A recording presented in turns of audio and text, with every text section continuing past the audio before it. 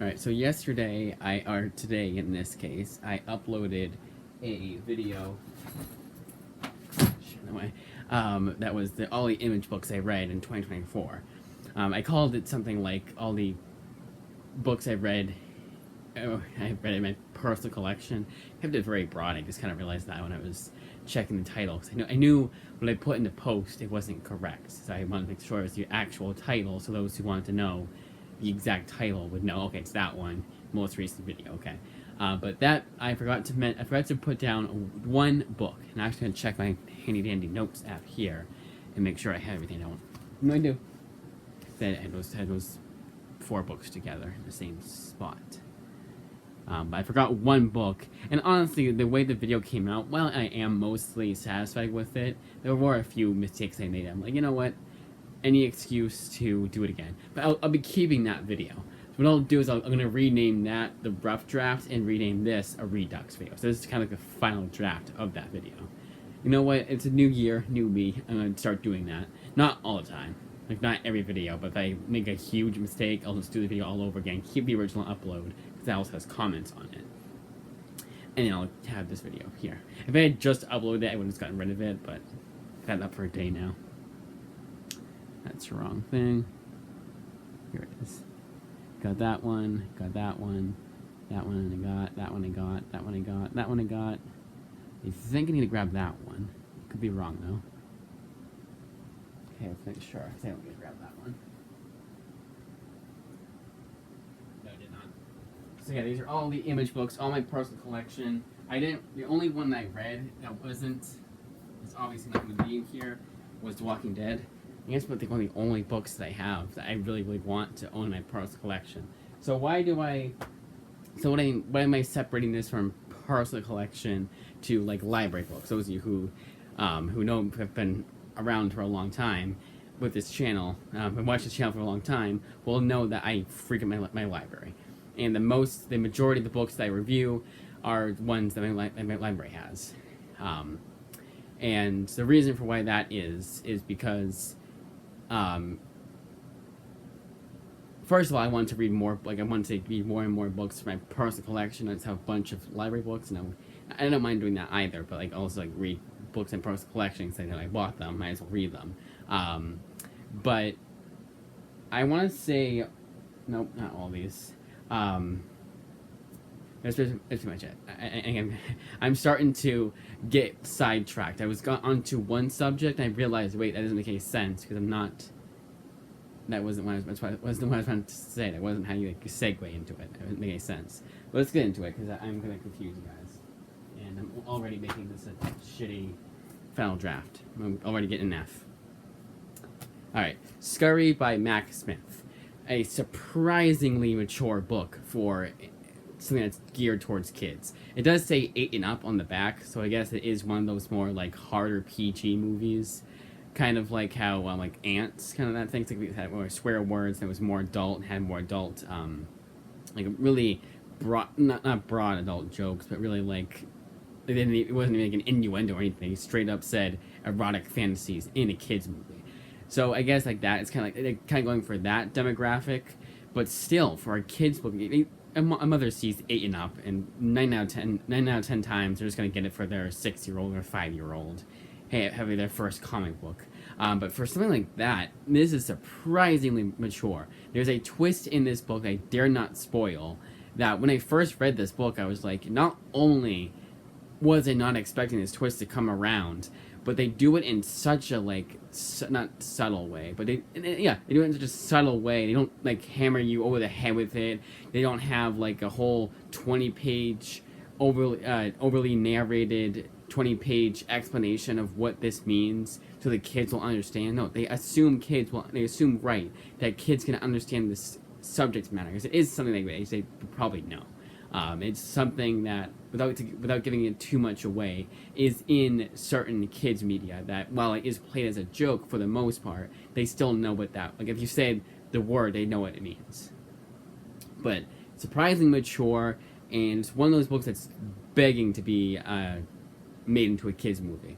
I think what they should do is they should bring back like Don Bluth and have him do and have basically 2D animated. Like the artwork, which I will show, The art, it's not gonna spoil anything.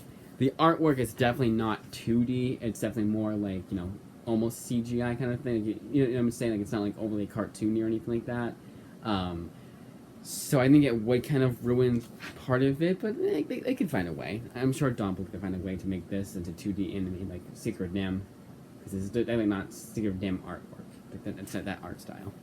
Definitely not. This is written and drawn by Mac Smith. Another thing with this Redux video is I will name the artists. It'll basically be like a comic haul and a comic review smushed into one.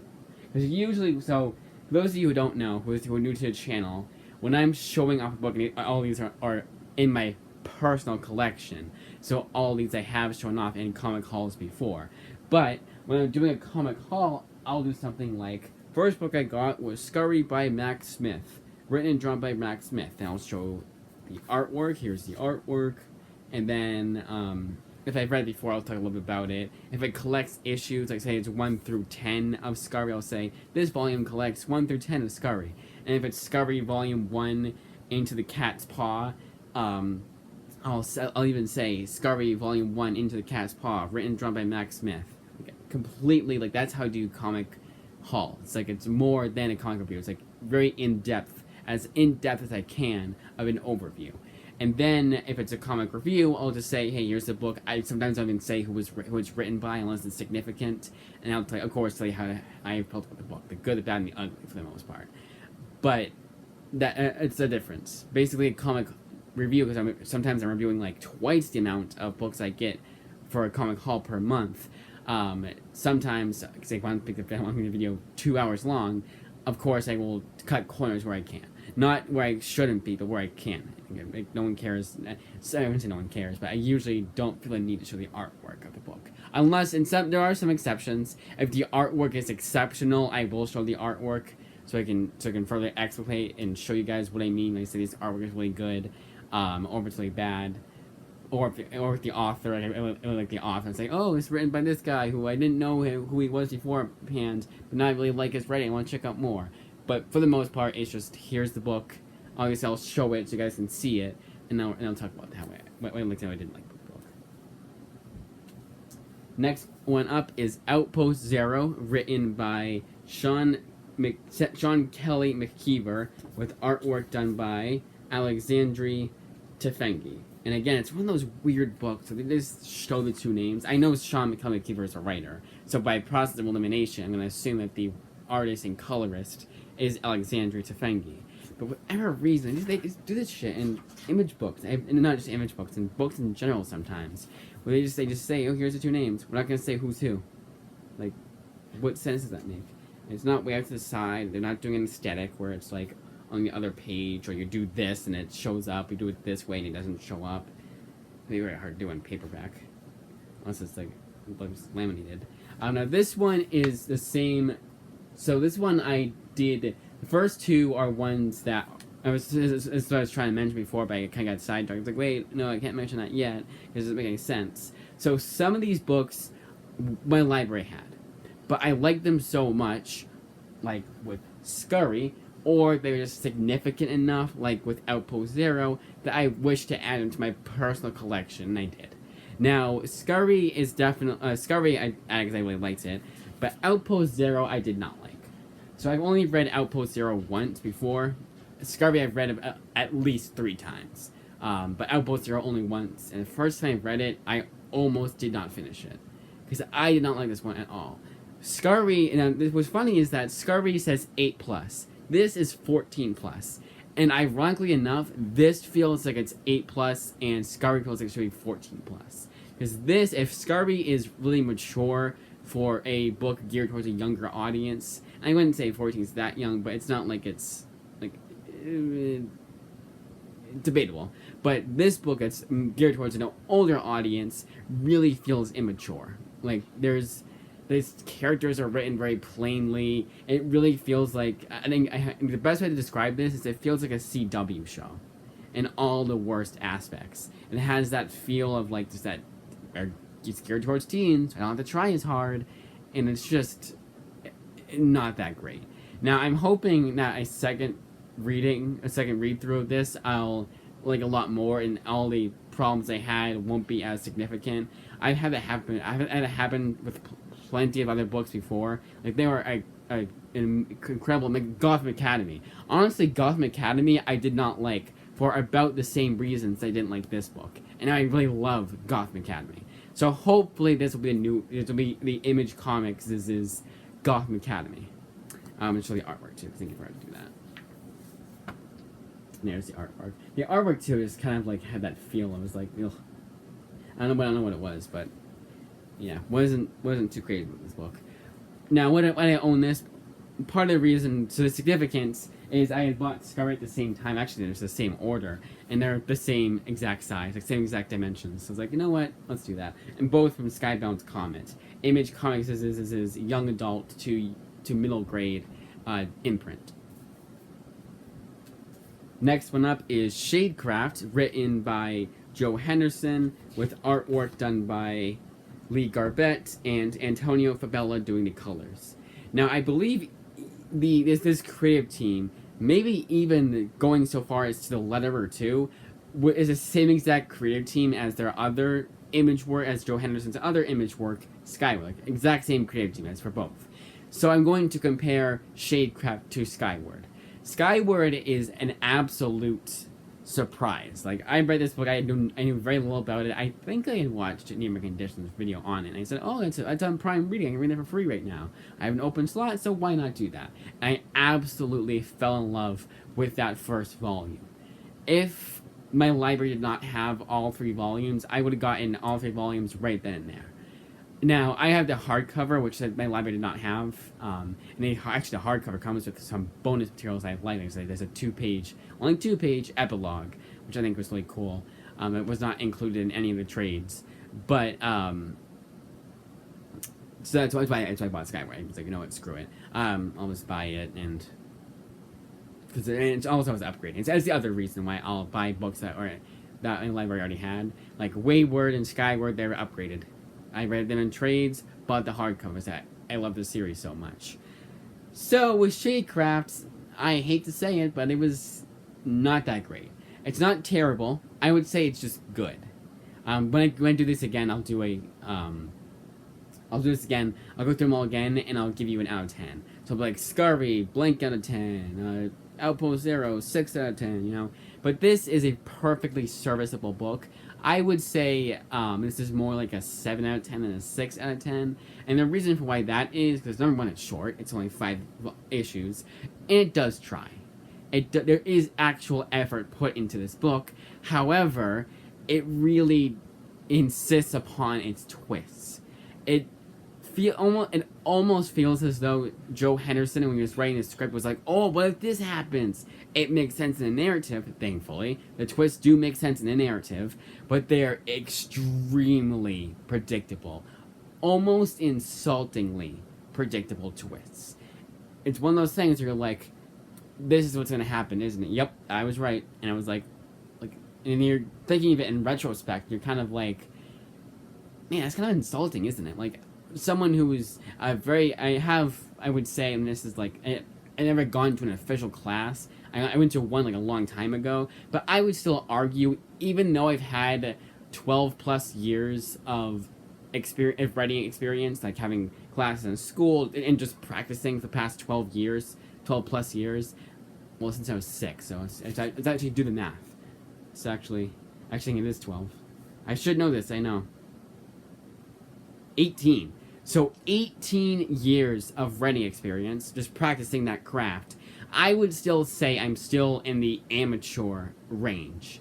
And someone like that, who, I mean, I'm sure Joe Henderson has even more experience, who can guess these twists coming a mile away with no real hints or anything of that nature.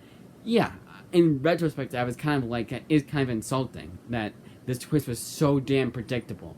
Yeah, I also read a hell of a lot, but even with all that being put into consideration, it still does feel insultingly predictable. I'm sure I'd give this to my nephew, this book, and he probably gets the twist coming a mile away, and he's 8 years old. Again, the rest, besides that huge nitpick / complaint,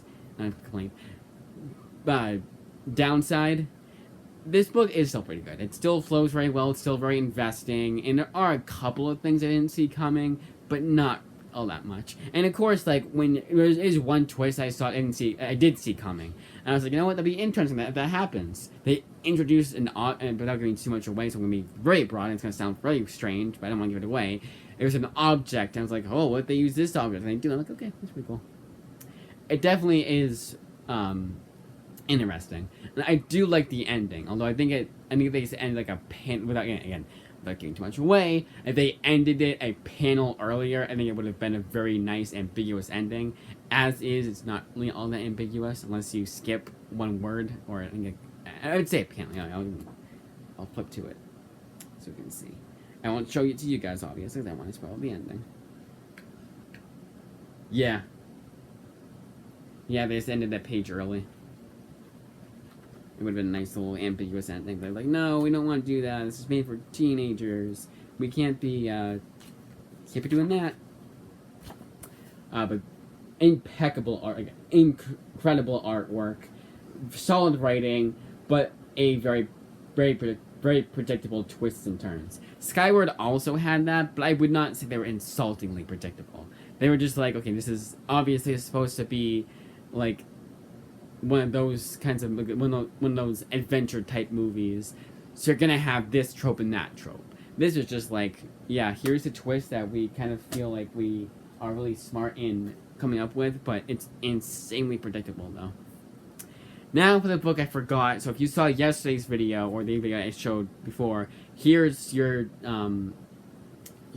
prize for sticking with me for so long. This is the one book I forgot to show off before, and that is Flawed, written by Chuck Brown with artwork done by Prenzy. No first or no last name, just Prenzy. And it may even be his last name. I don't know. It's a one word name. And no, it's not Prenzy. It's not a Mario situation. Now, Flawed, I'm going to tell the audience. I've told it so many times. I'm kind of getting sick of telling the story, even though I like telling the story. So, my library has something called Materials Request. Materials Request. This is completely different from their intra-loan library system.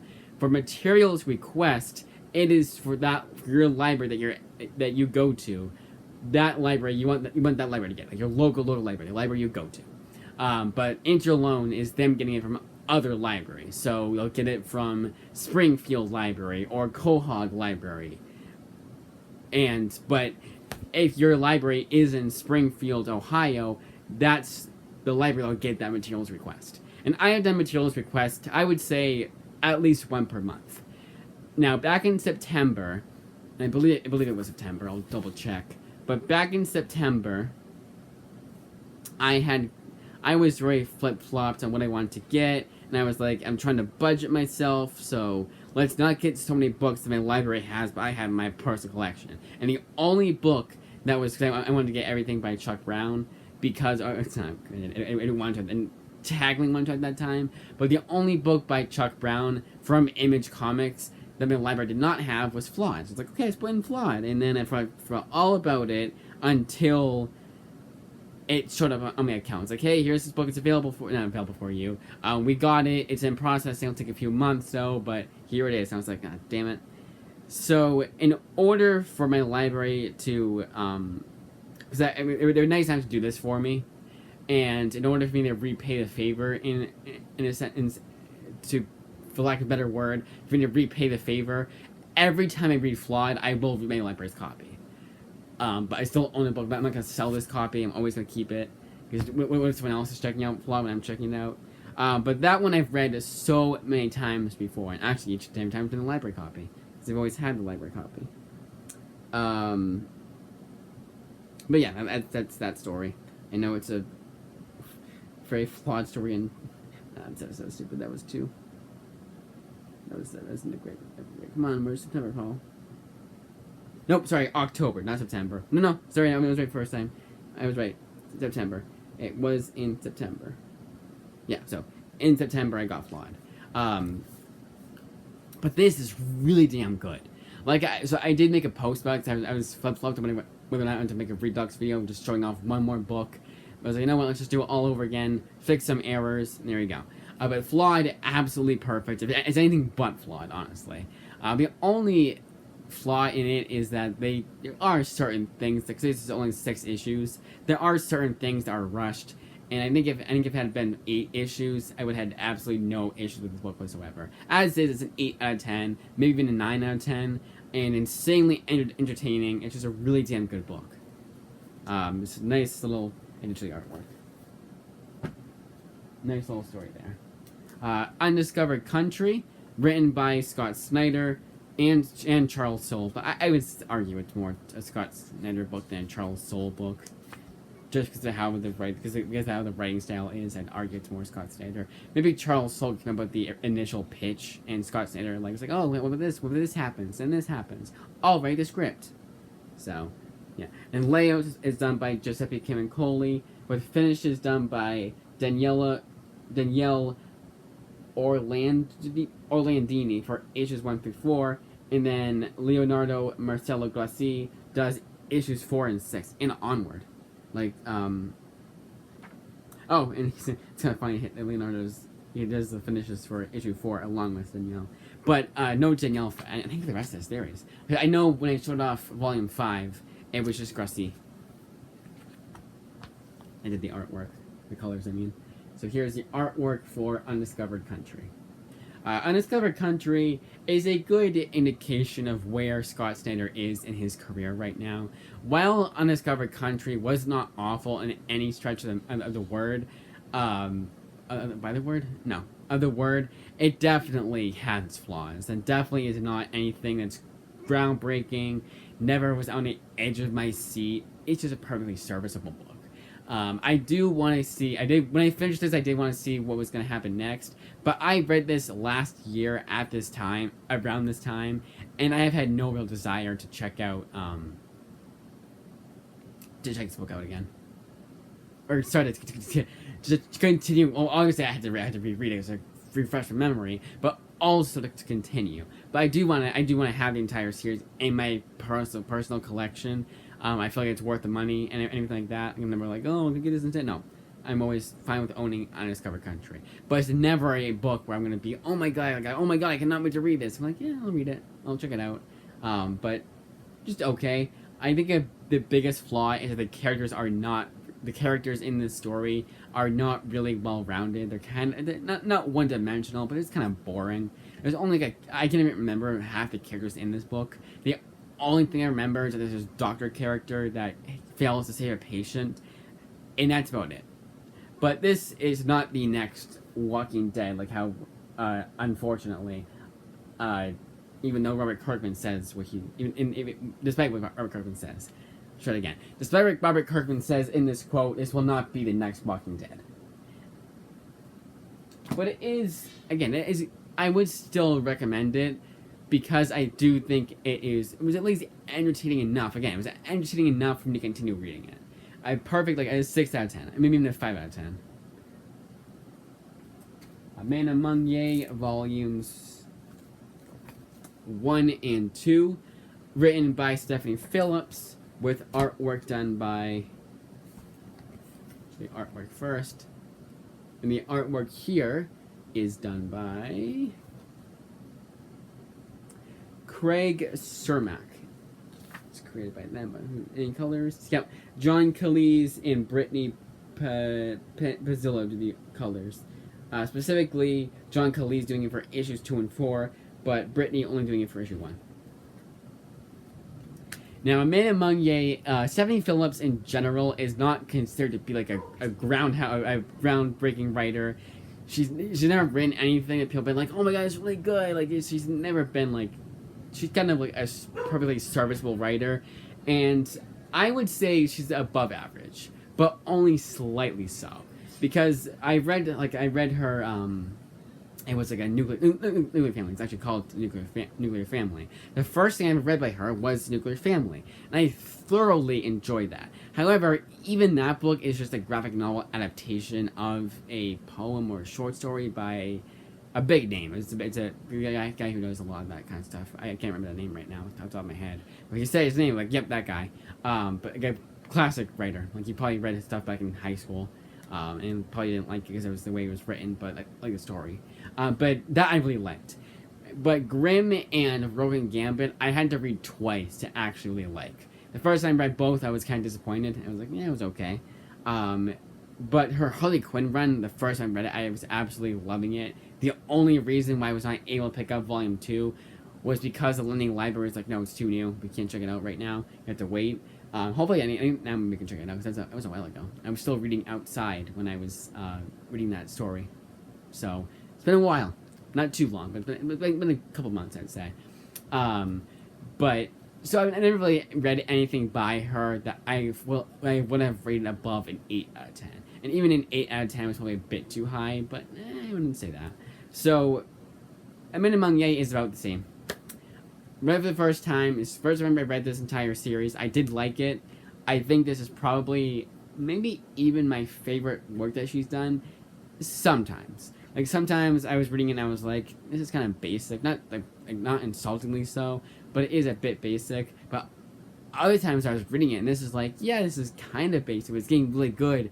I want to see what happens next. I'm actually anticipating this book. It actually is a bit of a page turner. So, all that being said, this is one that I do recommend people check out. But maybe on a discount. But this is only, yeah, each volume is $14.99. I would say you should not be paying, actually more than 30, because this one's $16.99 for no reason. If anything, it's just thinner than this guy is. Same amount of issues too. But yeah, it definitely is good. I would say it is like with Stephanie Phillips in general. I would say it is slightly above average, and I do think she gets a bit too much hate. I have never seen her as being a Chat GPT writer. The only time I've seen it, as one of our critics says, the only time it's your boy Zach in general. It's your boy Zach. General. It's your boy Zach who said that. In general, I do like his content. I think he is one of the best YouTubers, comic book YouTubers in general. And even then, he doesn't technically, he says comics. He just sometimes always talk about comic book YouTubers more than actual comics. But he is definitely a fantastic comic book YouTuber. I am dying to read one of his work, but I can't because it's crowdfunded, and I can't go into that. I probably could though. I don't like crowdfunding in general. I like it how people who would never get their shit sold can get their shit sold. But I think like just waiting 6 months and doing this step and that step, and do you want them with little stickers or not, or do this many people sign up? It's like so confusing and convoluted. I'm like, you know what? I will support you, and I will just say, hey, this book is really, hey, this guy's doing crowdfunding book, check it out, maybe, I don't know. But even that, like, crowdfunding is, like, honestly, like with the concept of crowdfunding in general, I am very convoluted with my explanation of why I like it, and, like, all that. But, getting sidetracked here, but the only time I've seen her as a ChatGPT writer was the texts. They would have, like, in Rogan Gambit, they'd have text conversations back and forth. Like text message conversations back and forth, and they really did seem like ChatGPT. Like they're like come up with a joke, and it was like, oh, he does a little like emoji, haha, very funny, and just the way that the dialogue was written really felt like it was done through ChatGPT. Second time I read it, other than the jokes, I did not feel as though that was the case. So it has that going for it. But here and there, yeah, I guess you can make the argument, but not really. Oh, I've got to do the floppies for a family tree. But in general, like I don't think she's a bad writer. I actually look forward to her work. My library does not have a whole lot of her work, which is kind of annoying because you think the library would have that. And the library is good with having those types of books.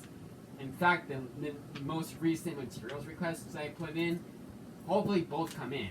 But that's like a definition of, hey, the library had it, I'm getting it for free, so I might as well put in a book that's got absolutely atrocious reviews, but I want to check out because of that reason. I want to see what the fuss is all about.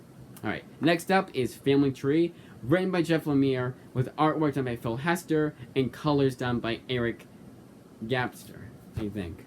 Or is it Ryan Cody? Let's see.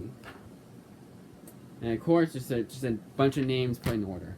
Does the trades make it any easier? Yes. Art done by Phil Hester, Eric Gapster, and Ryan Cody. Alright. They don't say who does colors, who does what, but they all do it. Like they do. They're the artists, and they draw it, they color it, and then they finish it or inks, whatever. Which I don't really see inkers being credited. And that aren't. And I'm saying that it's like a huge conspiracy. Oh my god, they're not being credited. Or no. I'm just saying in general. I think because they don't. They said they don't. I guess it's just the artist, the inker too. But sometimes they'll have a separate inker. Kind of funny. They'll say inker, right? Eric Gapster. So here I'm gonna do this with floppy since I have issue 1. This is another fantastic addition to Jeff Lemire's absolutely flawless legacy. He's written a few things that aren't too great, like his X-Men gets a lot of hate. His exceptional X-Men run. I think I read Volume 1. It was a long time ago, but I believe I read all of Volume 1. Even that I didn't hate. I don't think I've read anything by Jeff Lemire I've absolutely hated. Everything I've read by him I've really liked. Even Exceptional X-Men. But that was probably like, I think it's forgettable. I cannot tell you a single thing that happened in that book. But absolutely a phenomenal writer, and Family Tree is another great addition to his, again, almost flawless bibliography. Now this one is actually, anything else I mention about this book? Just an exceptional Jeff Lemire comic. I mean, so those of you who don't know who Jeff Lemire is, he writes a lot of like family books, like stories centered around family, but it's very slice of life, very like kind of like how A24 would do that. They don't like it's a thing like he has a book called Royal City. That's just about a family grieving over a death in the family. That's really all it is. And yeah, there's a little twist. They think they keep seeing him, but it's more like his spirit, like getting them through the death.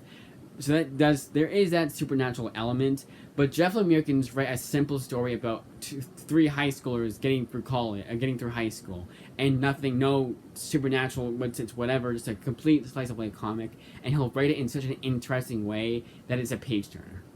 That's Jeff Lemire, and that's the best way to describe him. Is that he really is great. He's great at writing dialogue. He's great at the realism aspect, and like just making you feel like you're a part of that story, and feeling like even if you haven't experienced these things before, he still has that sense of, there is still that sense of relatability to it because of how he writes the characters. They feel real. They are like the opposite of one-dimensional, complete opposite of one-dimensional. Absolutely phenomenal writer. And again, Family Tree, like I would say, like isn't as good as something like Sweet Tooth. From what I've read so far, I can't think of anything else I've read by him except for the ones I haven't finished anything of.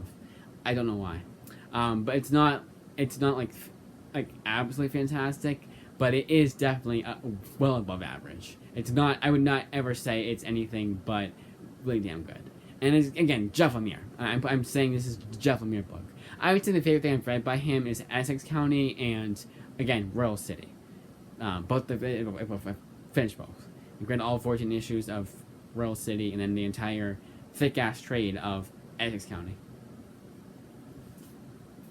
Next up, and I think Essex County was, like I said, it was just about, there was no supernatural element to it. It was just a slice of life kind of thing. Different lives, sure. It wasn't the same characters, but still. Golden Rage, written by Chrissy Williams.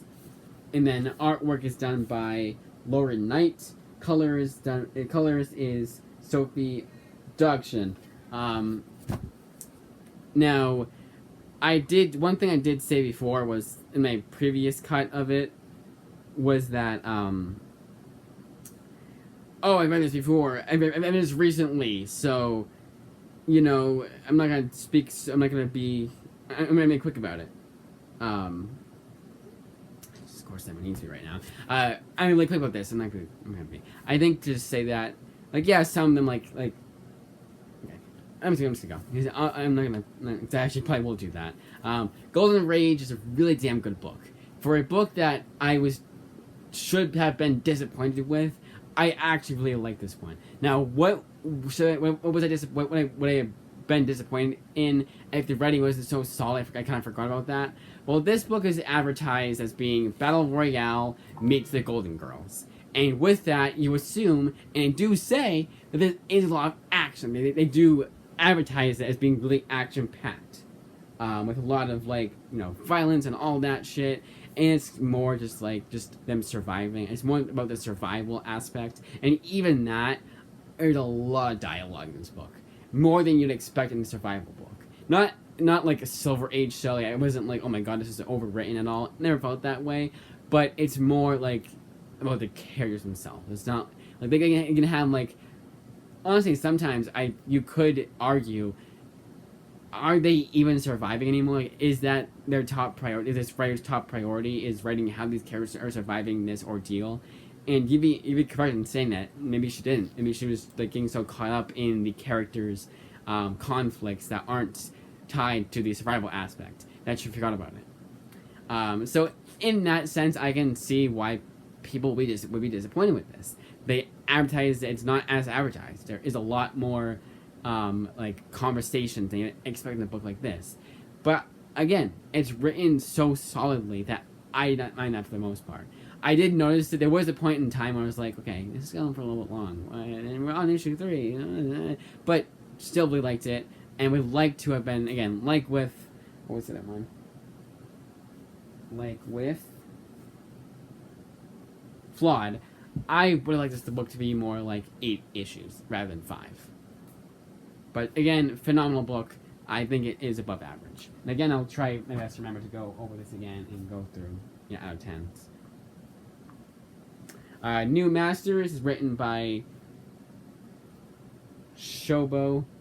And also, when I go over these again, I will say if it's 2 volumes or if it's anything more than 1 volume. Because Family Traders feel like it's not show all 3, and it's 3-volume series. Anyways, New Masters. This is a great example of me reading a book for the second time and liking a lot more than I did the first time. Read this the first time, was hugely disappointed with it. Thought it was way too convoluted and confusing and not really all that interesting. Read the second time, well, almost the exact opposite way. I do think that there's a lot they cover in 6 issues. Could have been longer, but I still think this is absolutely phenomenal. And it does prove that you can tell a really damn good story, an investing story in 6 issues, and you still feel satisfied by the end. You're never like, oh, well, this could have been explored more. No, I would say that, yes, there should be more, but so like it. So yeah, it's written by Shobo, artwork done by Shof. That's their first. It's the only name to give you. Actually, it's Coker. It's Shobo Coker and Shof Coker. Same last name. I just remember that. Just showed up the artwork, and it's sci-fi, and it has that. The thing about sci-fi is I'm kind of picky about it. Something like Dune is very borderline. There was that Dune book that I showed off but never reviewed because I only read the first 12 pages of it and then got bored of it and almost threw it away. I don't like that kind of storytelling, so read the first 12 pages of the Dune graphic novel. That's what I don't like with my sci-fi. But this gave me everything. I don't need to be constantly action-packed, but I do want it to be a world I'm interested in learning more about. How it works, how the characters interact, and all that jank. And that is what New Masters gave us in abundance. I really like that way of telling that story, that type of sci-fi, where it's not really Star Wars, but it also reminds you of Star Wars. It reminds you of all these different sci-fi movies and TV shows and other sci-fi comics, without being a directly plagiarized, a borderline plagiarism of those works. Next series, and I'll show all 9 volumes, a 9-volume series, and that is Black Science. Written by Rick Remender, and artwork, for the most part, done by Matteo Scalera, which he's done throughout.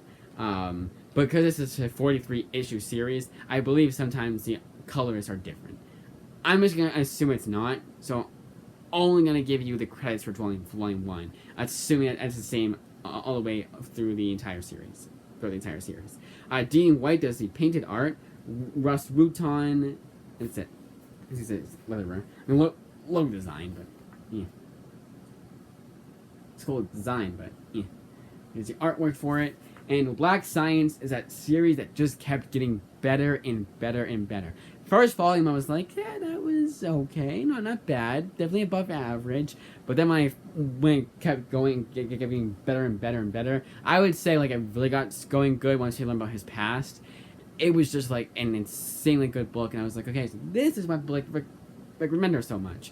And I really love his Tokyo Ghost, but and his Venom series is really damn good, but it just kept becoming more and more obvious, I guess you could say.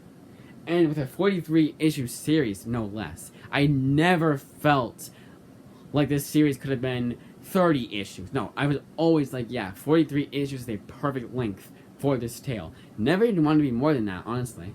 But absolutely spectacular throughout. I would say you can't go wrong with any edition of this book, but if you want to go the cheap route, get the compendium. Compendiums are usually, the buying is usually perfectly fine with Image Comics compendiums. I had no problem reading Walking Dead compendium both times I read it, so no complaints there. But if you want to get the trades, get the trades. If you want the hardcovers. I would say if you want like oversized artwork, obviously I like how the artwork looked in this book. Obviously, the oversized hardcovers, they are worth every penny. However, you need to be a Rick Remender fan. You can't just go in blind. I would say not to do that. You should read his Venom run first. If you like that, go on to his Tokyo Ghost. If you really like that, then there you go. There's your ticket. There's your reason to get that. Now, the hardcovers are about this size. It's exact same size. This is also written by Rick Remender, and it's Death or Glory. Now, this is taller than an omnibus. This is about the size of a DC Absolute Edition. So this one is artist is Bengal. And this is a great advertisement for me to do a review of this book, because I didn't like it that much the first time, and this is Rick Remender. But this is definitely the worst I've read of him. Other than that one issue of a Marvel book I can't even remember the name of. It was a very weird name. But I can't count that. It was issue 1 of a 5-issue series. But it's in my wrong box. Not because I have that trade anywhere else, but because I didn't like it. Wrong box, most part, the books I have, like the first 4 issues of Undiscovered Country. I have the trade now, so no need to keep those issues. So wrong box, in the wrong box I go, because the books I'm selling. Not very successfully, but I got a job now, I don't really care about that.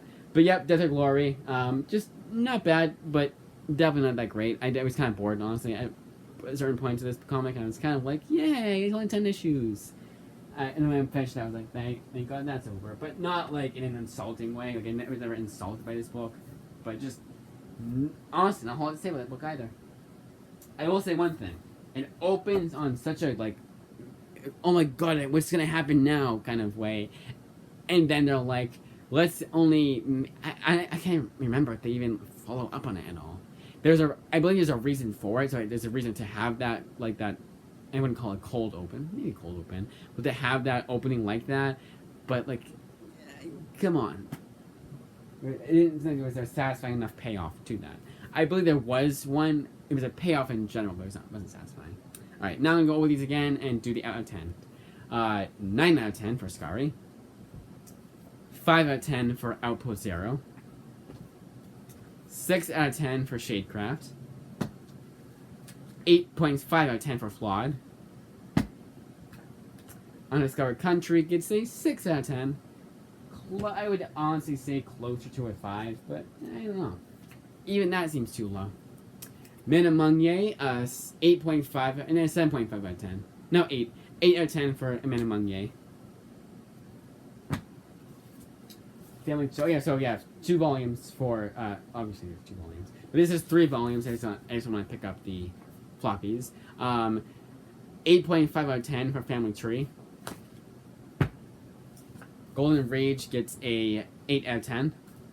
So there's a reason why I don't just say, oh, this book gets a blank out of 10, and that's my review.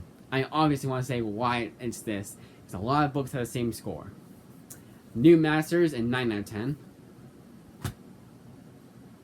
Black Science is a 9.5 out of 10.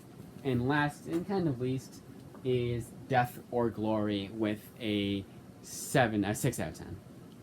Again, I probably like a lot more the second I read it, but time will tell. Alright, that's it.